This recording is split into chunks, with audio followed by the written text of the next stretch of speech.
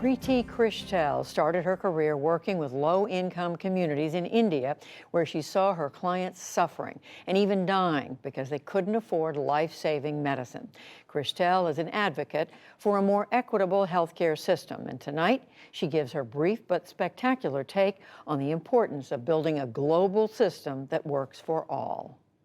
13% of Americans say they've lost a loved one in the last 5 years because they couldn't afford their medicine. And that number is twice as high for people of color.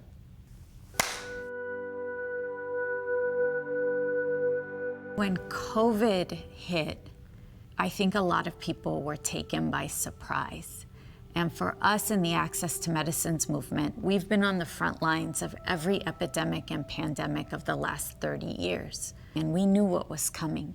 We knew that governments were going to invest billions of dollars of taxpayer money on research and development for COVID vaccines. And therefore, companies would make exorbitant profit off of taxpayer-funded research, while most of the world would not have access to the vaccine. We're 18 months in, less than 1% of low-income country populations have been vaccinated, and there is no plan.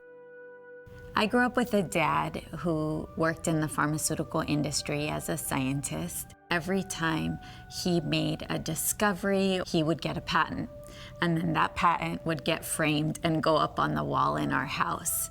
Patents are supposed to be a reward given to inventors, and in return, we, the public, are supposed to benefit from that invention. But what we're seeing today is that companies hire armies of lawyers to represent their private interests and file hundreds of patents. The monopolies get longer and longer, and the companies keep hiking the prices. And it's Americans who are crying out for relief. They can't afford the medicines. People are rationing. They are going without. In many cases, they are dying. We live in a hierarchy of health. Some people are going to get medical products first, and some people aren't going to get them at all.